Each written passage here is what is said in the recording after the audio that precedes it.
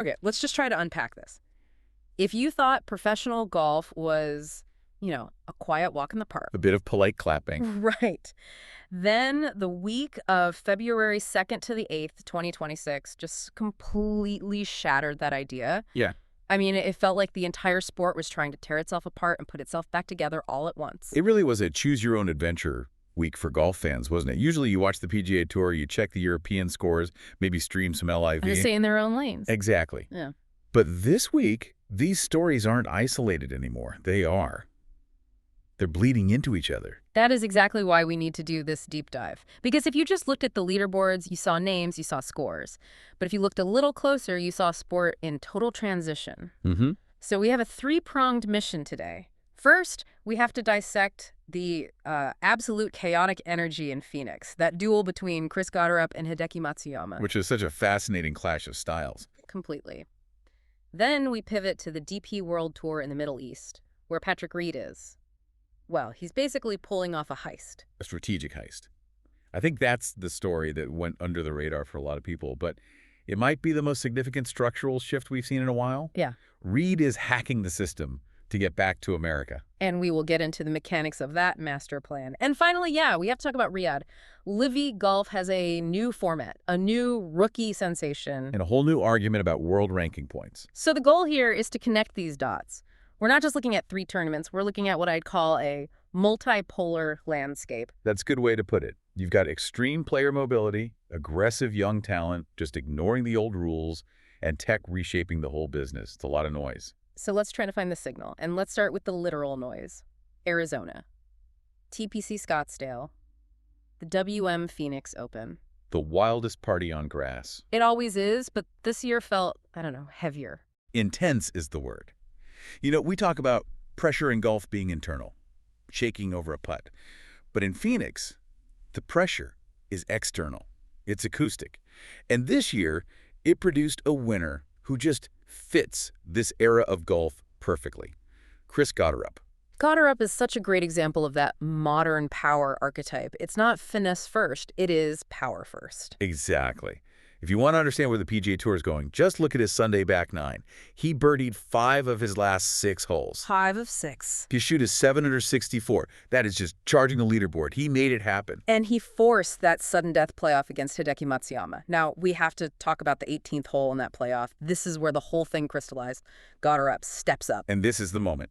The 18th at Scottsdale, it forces a decision. Most guys, even pros, they look at the hazards, they calculate the risk. Gotterup didn't just make a decision, he made a statement. He unleashed a drive that went over 360 yards. Just pause on that number. 360 yards under playoff pressure. That is absurd. And it wasn't just for show. There's a hazard there that requires a 340-yard carry to clear it. A massive carry. Most guys are aiming away from it. Or laying up short. He just flew it. That is the mic drop. When you have that kind of power, you're playing a different golf course. Yeah. You're just taking hazards off the map. It's indefensible for your opponent. For sure. If you're Matsuyama watching that ball disappear over the danger zone, your whole mindset has to change. It does. And speaking of Matsuyama, for every winner, there's a loser. And his collapse was just rough to watch. Gut-wrenching is the phrase I wrote down. Matsuyama's a legend, a Masters champ. He had a one-shot lead on Sunday. But the wheels just came off his precision game. He only hit 3 fairways in the final round. That's so unlike him. He's usually a machine. Yeah. But we have to talk about the environmental factors. You can't ignore the atmosphere, though, this year. Right. And you have to be careful not to make excuses for pros. They get paid to handle it. But the reports were specific. This went beyond the usual party noise. Matsuyama's a rhythm player. He has that famous pause at the top, and he was visibly rattled. There was that one incident that summed it all up, right? The chair. A security person reportedly dropped a folding chair right in the middle of his swing. Ouch. A massive thud. Can you imagine? And then you add hecklers calling out mid-backswing. He was backing off shots constantly. It creates this psychological load. So by the time he gets to that playoff hole, his rhythm was gone. He pulled his drive right into the water. It was a precision error, but it was induced by stress. So on one side, Gotterup is bombing at 360, immune to the noise. And on the other, you have a precision artist like Matsuyama just getting broken down by it all. That is the takeaway. Modern setups like TPC Scottsdale, with that atmosphere, they reward the alpha aggressive play. They severely punish Precision players who lose focus for even a split second. It's survival of the fittest Yeah. and the loudest. Exactly. Now, amid all this chaos, there was one constant. Scottie Scheffler. The world number one. He opens with a 73 on Thursday. I think a lot of people were ready to write him off. They were whispering, is he finally tired? Right. But you never write off Scottie Scheffler. He just grinds it out, finishes T3. And that extends a ridiculous streak, doesn't it? It does. It's his 17th consecutive top 10 finish. That is Tiger Woods territory. It's a level of consistency that's almost boring because it's so inevitable, but it is statistically absurd. Scheffler was the anchor in a sea of chaos. Okay, so Phoenix gives us power, noise, and Scheffler's resilience. But I want to pivot somewhere completely different. Let's leave the rowdy crowds and go to the Middle East. Much quieter setting. But the stakes, in terms of career strategy, were arguably way higher. Much higher. We're talking DP World Tour, specifically the Qatar Masters, and the headline here is Patrick Reed. Patrick Reed is back. He won the Qatar Masters, which is his second DP World Tour title in just 3 weeks. 2 wins in 3 weeks. Not video game stuff. He won the Hero Dubai Desert Classic, then lost in a playoff in Bahrain, then he wins in Qatar. So let's give some context. Patrick Reed was a LIV Golf player. Why is he grinding it out in Doha? This is where it gets so fascinating. Reed's contract with LIV reportedly expired or wasn't renewed, so he's in this limbo. He's playing the DP World Tour as an honorary lifetime member. But he isn't just playing to stay sharp. No, he is executing a very specific master plan. Okay, let's unpack this plan. What's the goal of playing all this golf in the desert? He is calculating a route back to the PGA Tour. There's a mechanism that Reed is exploiting perfectly. The top 10 players in the Race to Dubai standings, who aren't already exempt, get PGA Tour cards for the next season. Ah, the golden ticket. It is the back door. And because Reed went on this 3-week heater, he has amassed a comical number of points. How many are we talking? Over 2,200 points.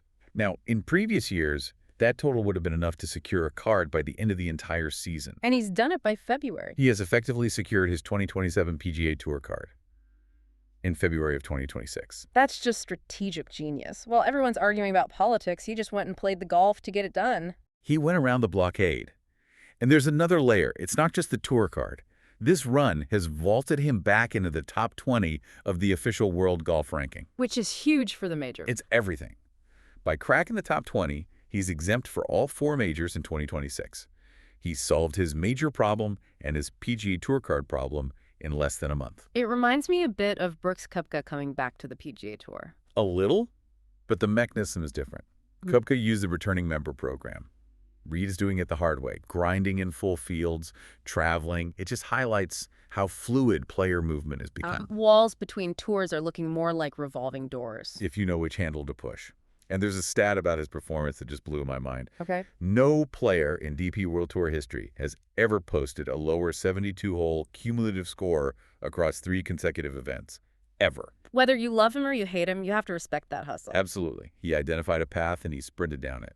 Okay, so Reed's dominating the strategic lane, Gotterup's dominating the power lane. Now, for the disruptor lane, LIV Golf kicks off their season in Riyadh. And this wasn't just another event. This was the debut of the new era. We've heard a lot of promises about changes. What actually happened? The biggest structural change is the move to 72 holes. Which traditionalists have been asking for. For years. Yeah. They finally did it. And crucially, for the first time, they're awarding OWGR points. Okay, that gives them a legitimacy that was missing. It stops the, oh, it's just exhibition golf argument. It does. But the story on the course wasn't just the format. It was the winner. And it wasn't a team captain or a major champion. It was Elvis Smylie. Elvis Smylie. 23 years old, Australian. Best name in golf right now. It has to be up there. But his game was even better. He won on his league debut, first player to do that since 2022. And he didn't just scrape by. He shot a league record 24 under par. 24 under, over 72 holes. And look who he beat. Jon Rahm. By a single stroke. He stood toe-to-toe with one of the best in the world and did not blink. Talk about a payday. I mean, we always talk about the money in Levy, but for a rookie. It's life-changing. He won $4 million. I looked it up. In 42 starts on the DP World Tour, he'd made about a quarter of that. So he quadrupled his entire career earnings in 4 days. 1 week.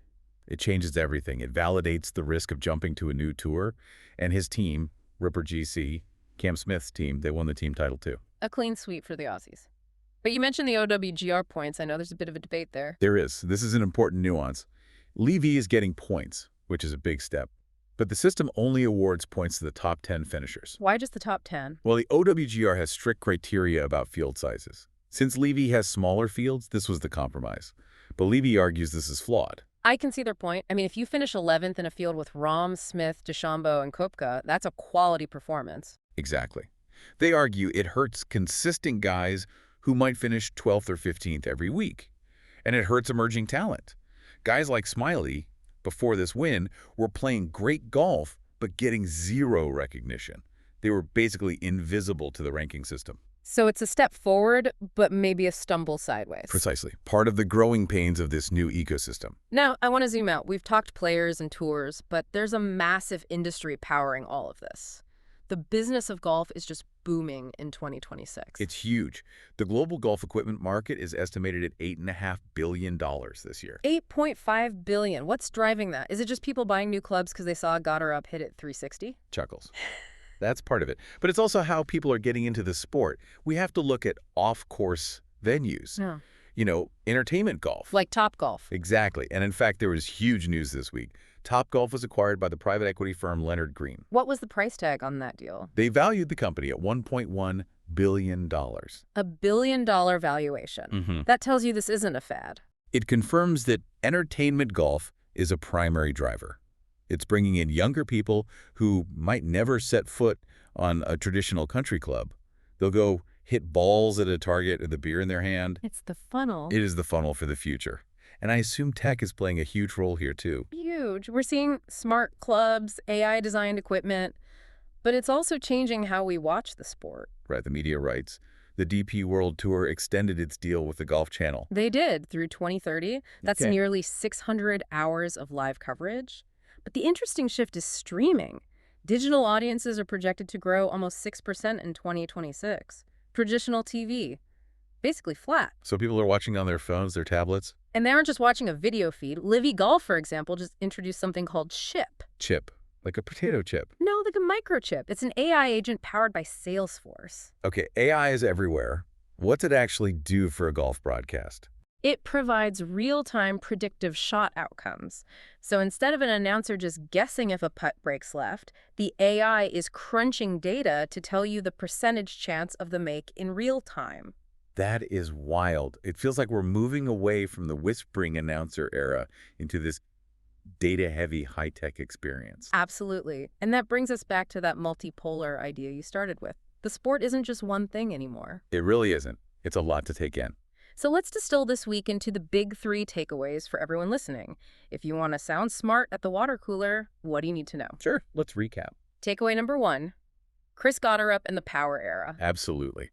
Phoenix proved that modern setups and extreme atmospheres are tilting the scale heavily toward power. Gotterup showed if you can fly the hazards, you win. Matsuyama showed that if you let the noise in, precision isn't enough. Takeaway number 2, the Patrick Reed blueprint. Reed proved the DP World Tour is now a viable strategic bridge back to the PGA Tour. He used the race to Dubai loophole to secure his future in America, bypassing the politics completely. It's a blueprint. And takeaway number 3, the rookie revolution in Riyadh. Elvis Smylie proved the traditional ladder is optional. You can step onto the LIV stage as a rookie, beat the best in a 72-hole format, and walk away with a fortune. Instantly. Which leads us to the final thought. We used to have such a clear path in this sport. You know, junior golf, college, mini tours, secondary tour, and then, if you were lucky, the PGA Tour. The ladder. It was rigid. But looking at this week, Patrick Reed is going sideways through Europe to get up. Elvis Smylie just took an elevator straight to the penthouse. And that is the question I'd leave you with. With Reed dominating the DP World Tour to get back to America, and young players like Smylie making millions on LIV immediately, is the traditional ladder of professional golf officially broken? Or has it just evolved into a global web where there is no up anymore, just different nodes of power? A global web of power nodes. I like that. It sounds complicated, but it sure is fun to watch. That's something to chew on while you're at the range this week. Thanks for joining us on the Deep Dive. Keep swinging. See you on the links.